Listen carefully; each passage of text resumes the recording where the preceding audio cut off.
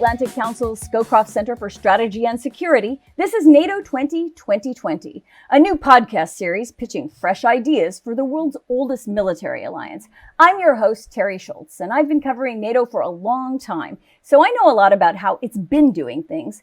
But this series is about how it could be doing things differently. The Atlantic Council commissioned a series of 20 recommendations as to how the 70-year-old alliance could freshen up a bit heading into the next decade. Some of these ideas are ones we've heard before, and some are brand new. They're all aimed at helping NATO become more responsive and resilient to the threats that definitely get more creative all the time. I'm going to be digging into all of these ideas with their authors.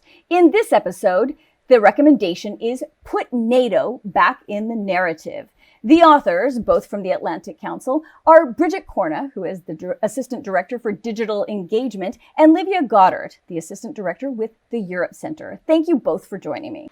Thanks for having us. Yeah, good to be here. So, as I start many of these episodes, I say, give me your elevator pitch. You say NATO needs to be back in the narrative more, and as a consumer of everything NATO puts out, I think it talks a lot. So tell me about your ideas. Well, we would definitely agree that NATO talks a lot, but it's more the message they're putting out there and who they're talking to that we're concerned about. So NATO is vitally important, as we know, but unless you work in international relations or follow it closely, you wouldn't necessarily know that, at least on this side of the Atlantic. The alliance has a strong and active presence on the European continent, but has become a political punching bag, especially under the Trump administration. And these misunderstandings about its mission and role in today's world run deeper than this campaign rally rhetoric. And to secure its future, NATO must speak to its future, both in terms of its mission and its audience. To build a multi-generational coalition of engaged transatlanticists, NATO needs to look beyond students, experts, and practitioners who are already aware of the alliance and its mission.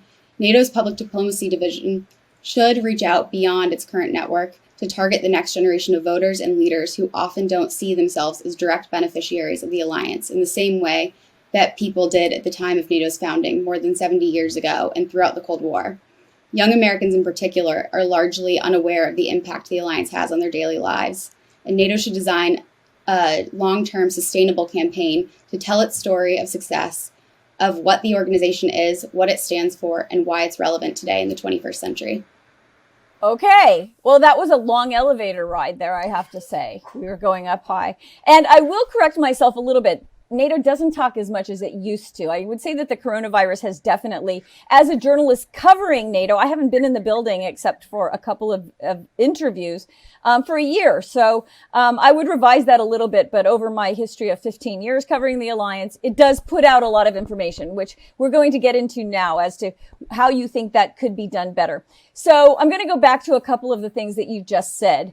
And I can definitely tell you the alliance is happy that it will no longer be a punching bag, which was always a surprise when you'd wake up in the morning and find out it hit the headlines again. And you're like, that isn't anything about NATO. You know what I mean? It sort of became campaign rhetoric in a way that we've never seen before, because everybody knows that foreign policy isn't really a U.S., a topic for U.S. voters. But President Trump seemed to think it would gain him some points if he bashed Angela Merkel one more time. So I wanted to mention that because I also heard a lot of people say that, hey, at least they're talking about us, right? I mean, that's what PR people say.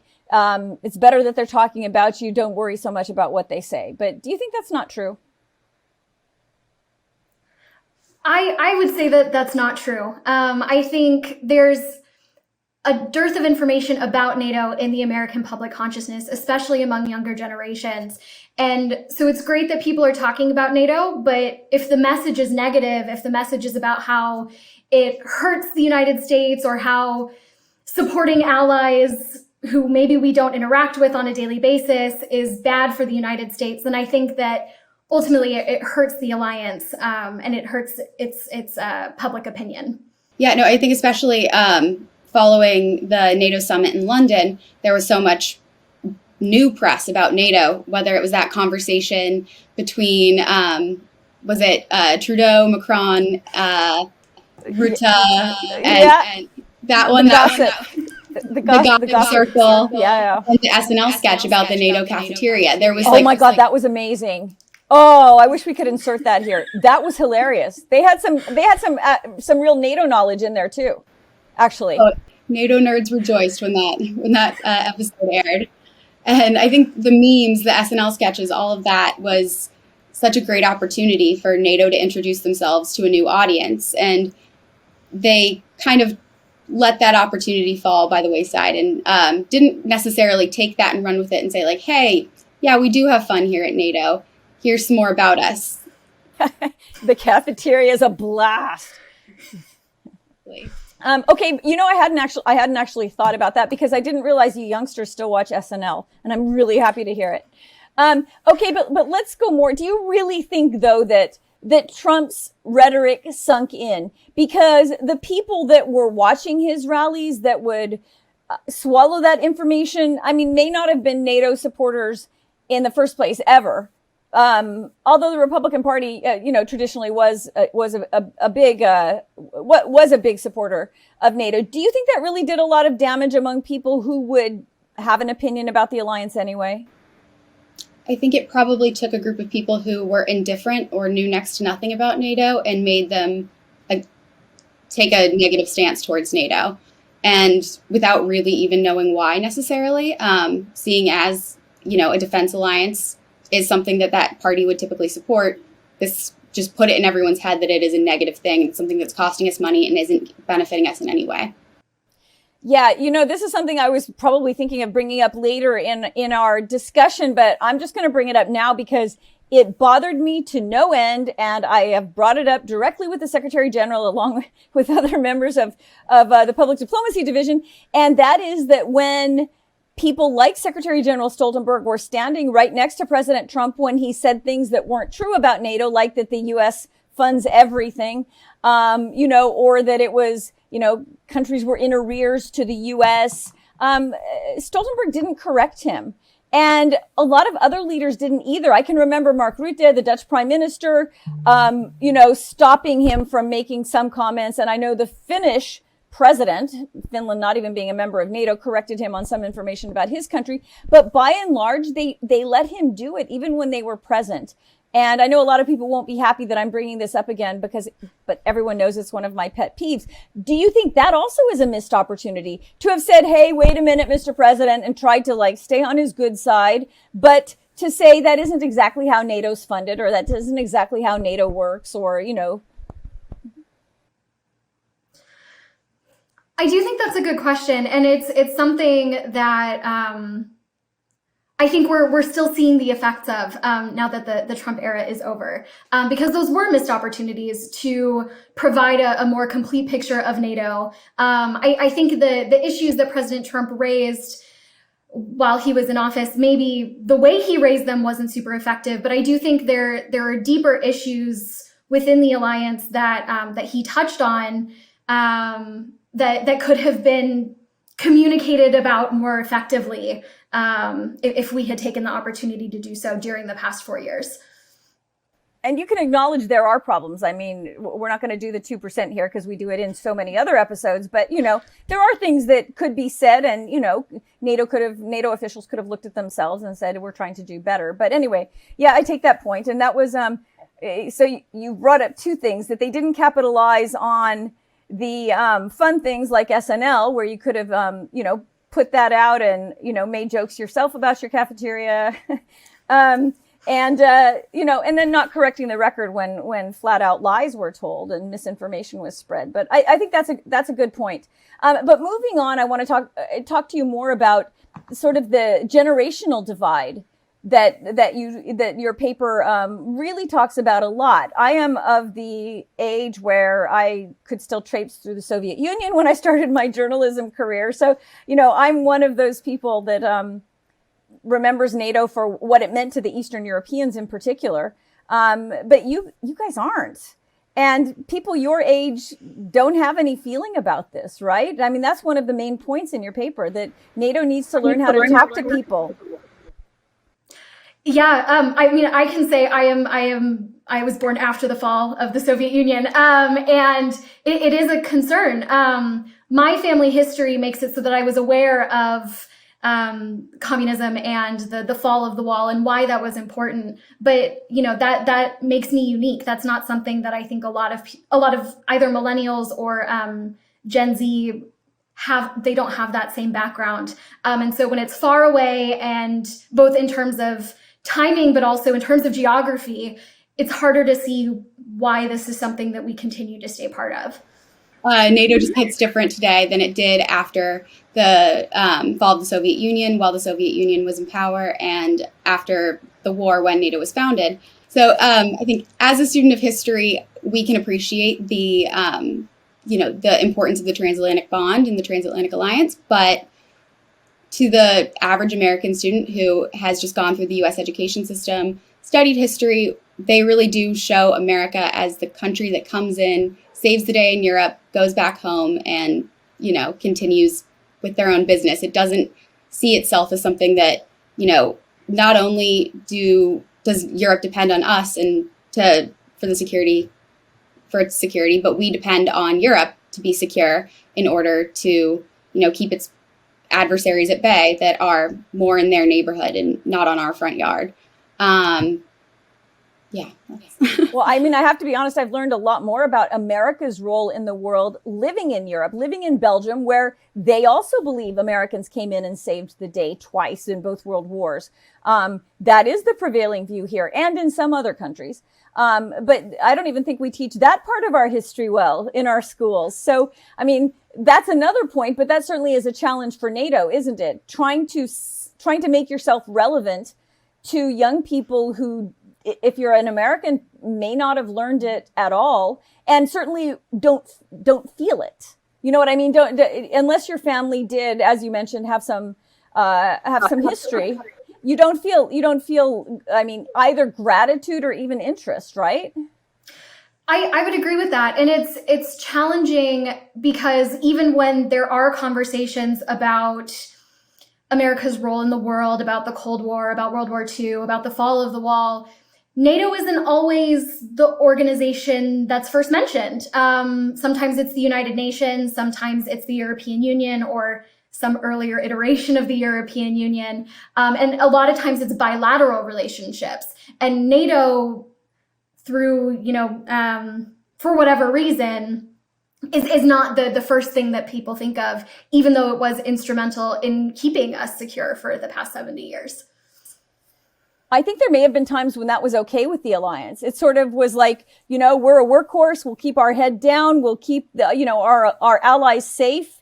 And, we don't need to talk about ourselves and we don't need people talking about us. And, I think I feel like there are still some vestiges of that, despite the fact that in recent years, NATO is spending a lot of money on its public diplomacy efforts. And I would say, and this is where I will take issue with some of the things in your paper, I would say that they're doing a really remarkable job, but maybe that's because I compare it to what it used to be. Like, I think some of the recommendations that you made, like about telling about the lives of real people inside NATO, I think they do that. They're sort of asking people what's in your backpack, or going along with a woman tank driver. I think they've done, and they're doing some really beautiful, video products. I think that they've really stepped up their game a lot. But from reading your paper, it still feels like you think they're missing the mark. And is that because they're not skewing young enough? Or people just aren't interested in the military story? Is that it? I do think it's more of the second. I think that there is a holistic approach to national security now, where it's not necessarily about planes or tanks or boots on the ground, but there's a whole of society understanding of what security is. That a pandemic can lead to insecurity. Someone who doesn't have digital literacy can lead to insecurity and something very bad. Or climate change is increasing insecurity. And so a military-focused campaign, a military-focused public relations campaign, I don't think is going to be as effective for people who don't see that as our only method of security anymore. And they started a new series on science. And I thought, well, that's one aspect to try, because a lot of, byproducts military technology will appeal to science geeks. And that's one of the things that we talk about in the paper, and something that actually has been increased in the months since it was published. But I think they can go even further, and I think they can develop that. Not the science and technology is great, and it's always an interesting story, and it always grabs people's attention. But there's so many different elements to NATO, because it is such a broad organization, that you have people who are really interested in business or in finance or in engineering, or take your pick. And there's something for them there. And I think they can really take what they've already started doing with that science and technology and just expand it.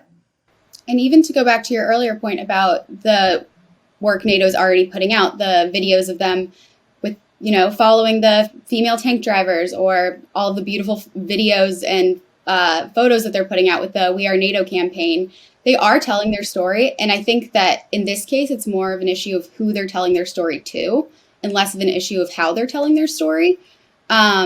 It's just not reaching the right audience. It's reaching you and I, who are NATO nerds. Livia and I spend a lot of time in the NATO archives just for fun, coveting that vintage Hermes NATO scarf made in the 40s. Are you guys my daughters? You are. It's my DNA. We love all this stuff, but I just think that it has all of this beautiful footage and all of this incredible work, but it's just who they're telling it to and the way they're putting it out. I think it's just they need to do a little bit more research into the modern storytelling methods and be able to hit those audiences in a way that connects with them a little bit better. Okay, why? Why do they need to connect with these audiences? I mean, they're not a fundraising organization. And one of the sort of analogies you made was when the international, development community needed to reach younger people and broader audiences, they looked into how to do it and they successfully did it. But NATO doesn't have those needs. Yes, it wants public support, and it needs public support because politicians need to be elected who, continue to back the mission and the funding. And deployments if necessary, but it would like to have broader support, but does it need it? I would say yes, it does. And Bridget, I think, was about to touch on this. If the last 4 years have shown us anything, it's exactly that words matter, and that the voice of voters, even if they're not the ones who are following the NATO Twitter account or Instagram account and, showing up to NATO engages, their voices and their opinions about the alliance still matter. And so you're winning hearts and minds, because hearts and minds are voting for the people who then are approving the continuing resolutions and the defense budget and all of the things that then fund NATO. So it's not direct fundraising, but it is maintaining those relationships. Right. And another thing, if the last 4 years have taught us anything, it would be that nothing's guaranteed anymore. Something that we think is guaranteed, like, this alliance it's been around for our entire lives, and it feels like that's a guarantee. But I think that the last 4 years show us that nothing's really guaranteed anymore, and that these alliances can fall apart. And, continued support and showing the next generation, this is why this is important, and this is why we need to continue to build and foster these relationships. They need to continue to support it for their whole lives, to carry it on for, when those staunch NATO supporters are no longer working with NATO anymore. Okay, but to play devil's advocate, when President Trump was threatening NATO the most, congressional support was the highest. So NATO was looking at this and saying, well, it's not great to be called obsolete, but on the other hand, have we ever had so many resolutions promising that, congressional support will never die? So it gets by. It gets by even in, what was probably the worst of times, PR wise, right? And this is another question I have for you. Don't you kind of need a threat that's really scary? And, little green men coming over the border into Estonia is somehow more, romantic is a bad word, but you know what I mean? It sort of stirs the mind more than when you talk about, NATO being a leader in business, or NATO, being able to spin off technologies from, new tank structures or whatever. Don't you think that it's the thought of the enemy, even this old Cold War enemy idea, that really gets people coalescing? So I think there's a question of proactivity. NATO has for so long been a very reactive organization by design. We're defensive. Defensive, yes. It could be another word. No, I'm just using their words. No, just defensive. But I would and say adaptable. The 21st century, And adaptable. Adaptable, yes. I think that proactivity is kind of the name of the game here.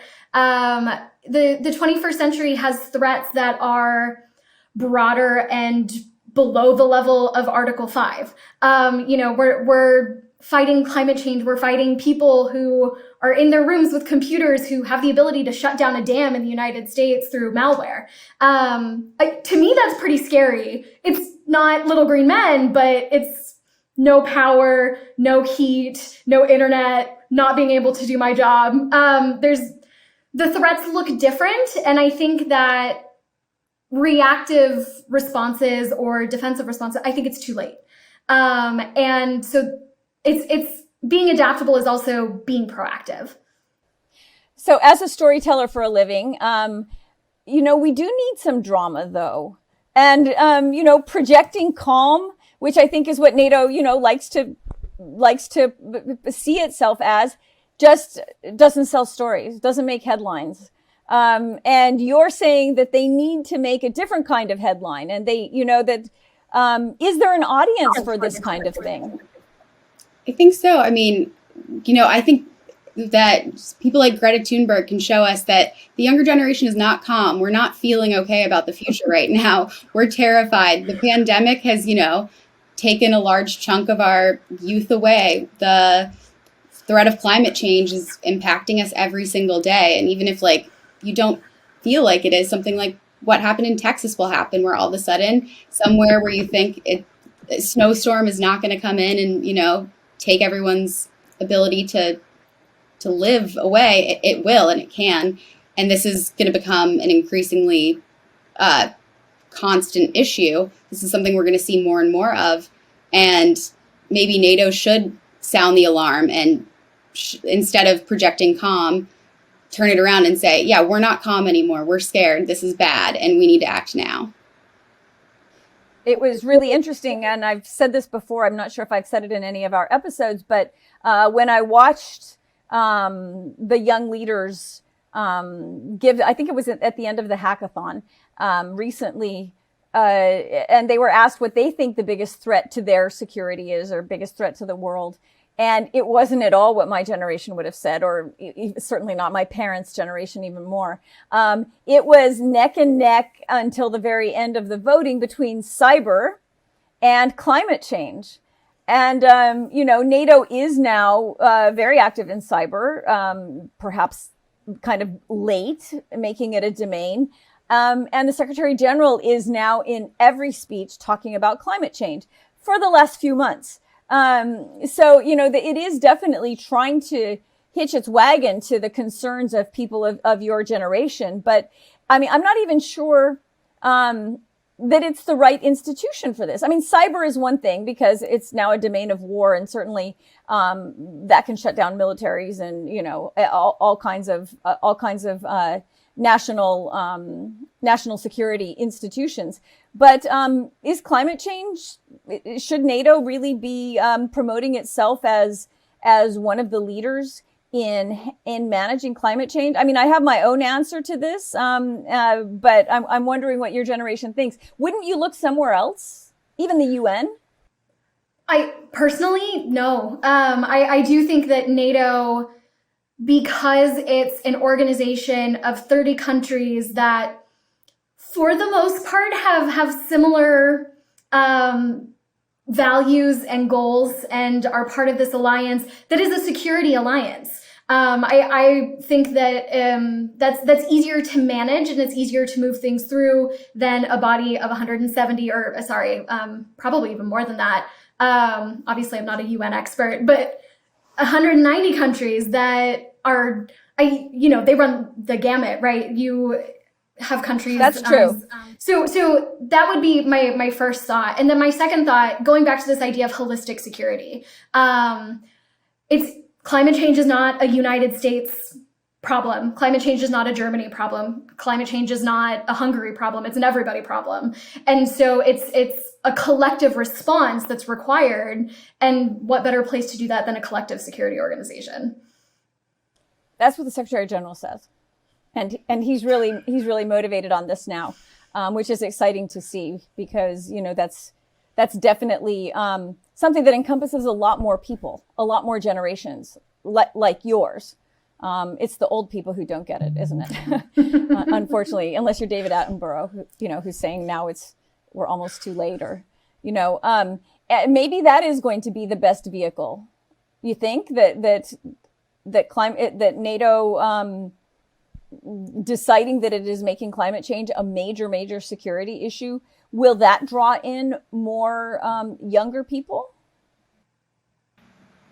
I mean, hopefully that is a compelling enough story to draw in younger people and say, we are a military alliance, but to have a collective security, we don't just need an army. We need scientists. We need researchers. We need storytellers. We need journalists. We need everyone to come together and secure the world. And because ultimately we have not seen the threats that climate change we haven't seen how the threats play out yet. We haven't seen people having to fight over resources yet. We haven't seen all of the different things all the threats that climate change poses. So if it's not a security issue now, it will be later.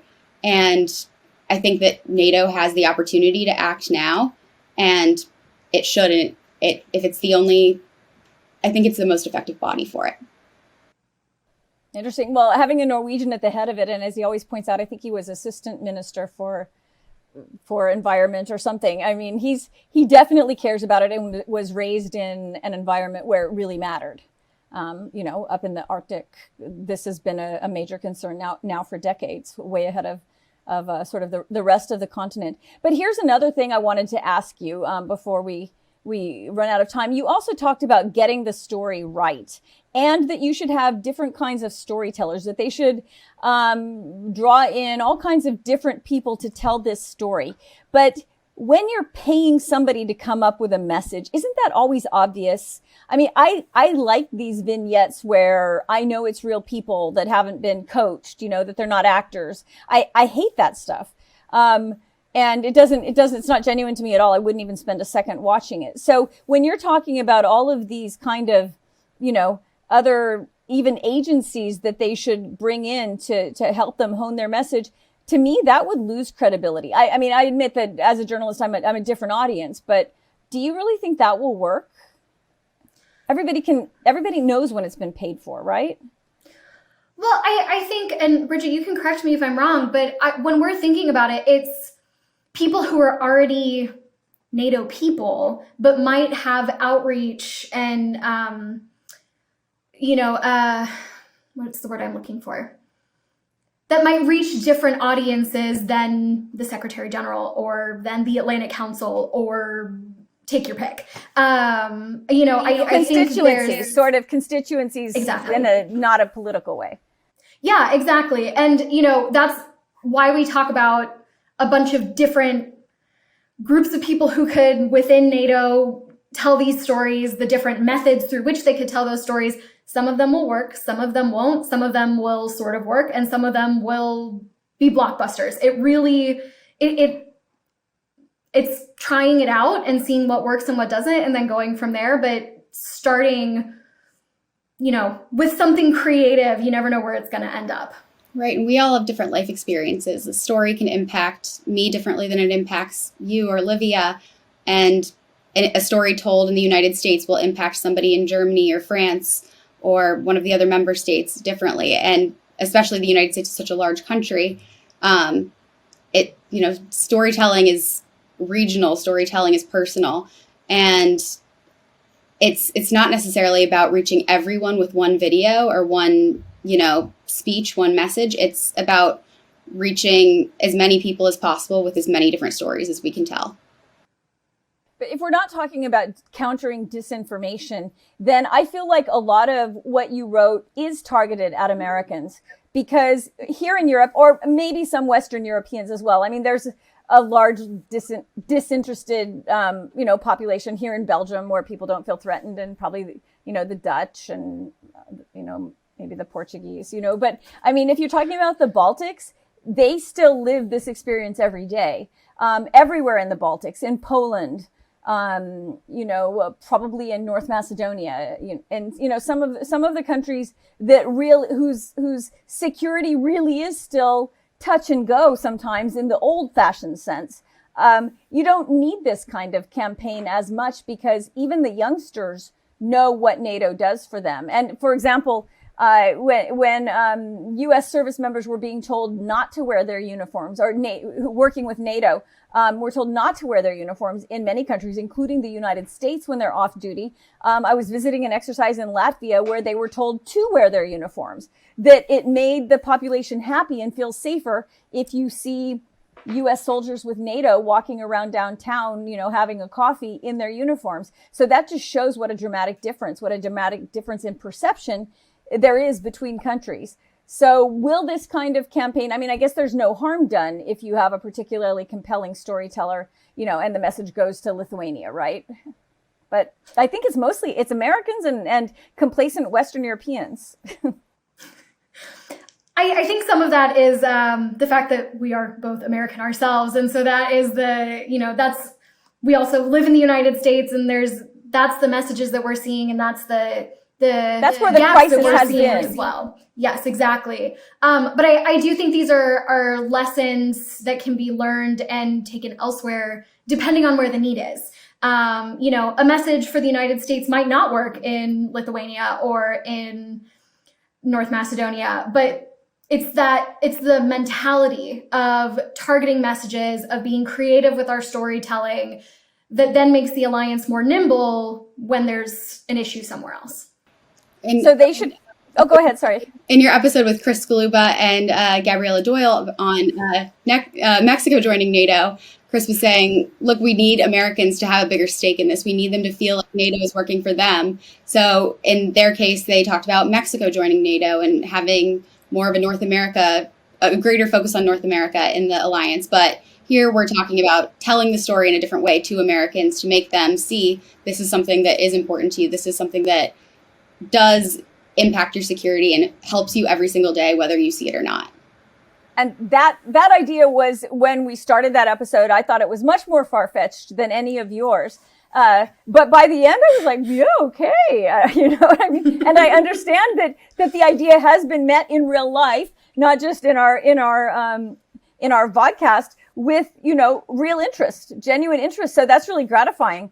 And I mean, I have to be honest, now that we're coming to the end, I mean, I agree with almost all of your ideas, having been a consumer of everything that NATO puts out. I mean, also I get the benefit of, briefings and background and stuff like that. But, I agree that, they've come a really long way. I mean, you won't remember because you were in like diapers when I moved here, but you weren't watching back then, but they have come a really long way. So here to wrap up, both of you give me your ideas. Do you think that they have the creative bandwidth to do it? There's a new head of PDD, Barbara Bridget. She's a Latvian and really interesting, and one of those people with, a lived understanding of what NATO means, and she's really open-minded about ideas, I think, that from what I can tell so far. I mean, but do you think that within the walls there are enough people who think differently, who think into the future this much to completely change the way stories are told in this way? Are they ready for this? Are they ready for this, staff-wise and conceptually?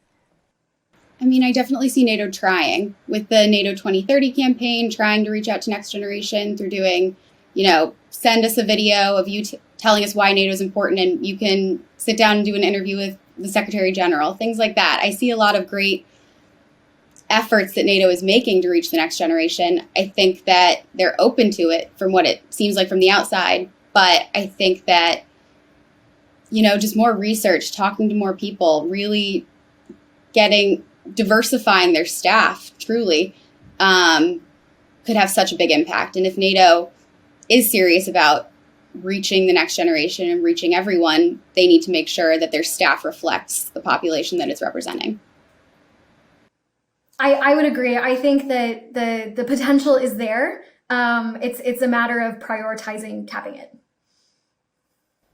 And will the young people care? You have so many more interests now. I mean, a dozen devices each or whatever. I'm just over generalizing here, but I mean, you think that if told in this way, this is a story that will have resonance with generations that didn't have the Russians, to fear?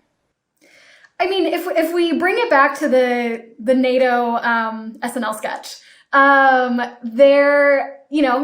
was in front of how many millions of people? But was it funny to anybody? Was it funny to anybody but us? That would be a good question, actually. Ask your non-geek friends. Let's get an honest appraisal here. It was hilarious. I cried. I was so proud that NATO got mentioned. Might be true, but was it just funny to us because they had the sign right in the cafeteria about no classified conversations? I was like, it was funny enough for SNL to do a sketch on it. And I think that is a good metric that is of interest. I'd have to look and see how many views it has, but that's a group of people who storytelling is their jobs, it's their lives, and they decided that was worth it was worth a cold open. It was worth starting their whole show with 6 minutes laughing about NATO. So I do think, why not? Was it 6 minutes? Something like that. I probably should not know the exact runtime. Maybe I know. Really? Even I didn't know that. So you think if they build it, you will come? I think so. I mean, as someone who manages social media and is trying to tell the story of, trying to show the story of trying to tell different stories in international relations and show why it's important and impacts everyone's everyday life, I have seen the next generation get significantly more engaged because we have access. We've never seen, young people have so much access to information before. And before, where they would say, do younger people really care? Are they engaged? Maybe they weren't before because they didn't have the information. And now that everyone has all the information they could ever want in their back pocket, we are seeing kids turn out and really show that they care about these issues. It's just putting them in front of them in the right way.